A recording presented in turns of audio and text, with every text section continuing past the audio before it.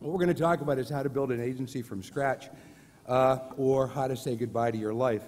And I have to, this is sort of a disclaimer. I've never had a job in advertising, like a real job working for an agency where someone says, hey, Perkins wants to see you in his office. I've never had a job like that. I was a freelance writer for 16 years, which was a great job. It's better than the job I have now. And I had clients all over. I was lucky, and I windsurfed in the afternoon.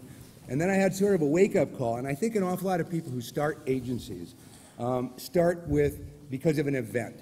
And something happens that gives them the impetus to do it. Maybe they get fired. That would be a bad wake-up call. Maybe they inherit a couple $1 million. That would be a good wake-up call. My wake-up call was that my wife got pregnant, and we already had a couple of kids, and she said to me in a very supportive way, you're 39 years old. Don't you think maybe you should get a job? So I said, yeah, okay. So we started Crispin & Porter Advertising. I started it with a guy in Miami by the name of Sam Crispin, a little agency. This was our logo, done by Alex Bogusky when I think he was 12 years old. And we worked very hard for a couple of years trying to do some good work. And after about 2 years, something amazing happened. We got profiled in communication arts. And this was, I guess, the first really significant lesson we learned about how to build an agency, which is that press is probably the most important thing. And that's why I think award shows like this are great. But they profiled us. This was our creative department then. The two people in the middle were not actually in the creative department then. There were 7 people total.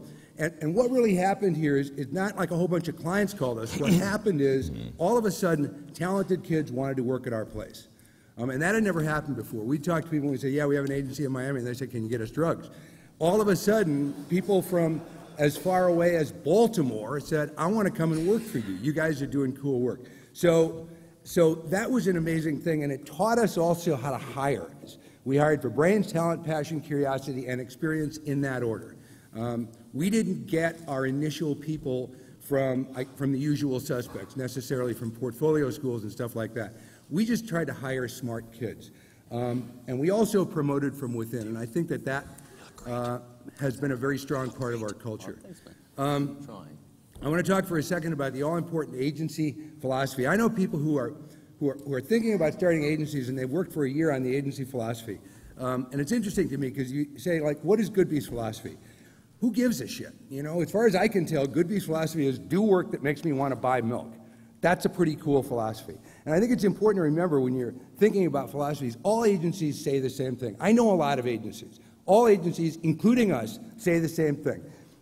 If you said to 100 agencies, is the work the most important thing, 92 of them would say yes, and the other 8 would say absolutely. So unless you have a really unique selling proposition, I'd say forget about the philosophy, just do the work. If this is your selling proposition, then that's cool, publish it. In fact, I wish someone had this selling proposition.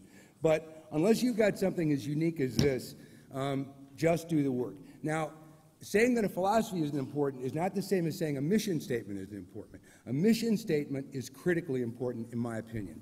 And it maybe is not necessary for the founders. It's maybe not necessary for the people who have the initial vision. But a mission statement is important for another critical audience. It's the people who come to work for you. The people who come to work for you are putting their trust in you. They're eager, they're ready to kill for you, but they've got to have a mission and they have to understand what it is. So it took us a while, probably 4 or 5 years, to come up with what we felt was a realistic mission for us. And this is what it was: to produce the most talked about, written about advertising in the world. We were 90 people, and this was an awful lot to bite off. But this is who we wanted to be, and it's what we measured everything by.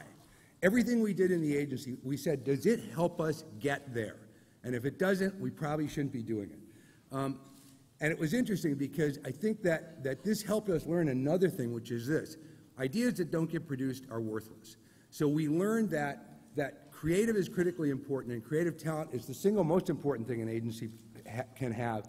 But ninja account people is the other most important thing, because they're the ones that cause the work to live. And I think that that's why we were able to produce some of the work that we were able to produce.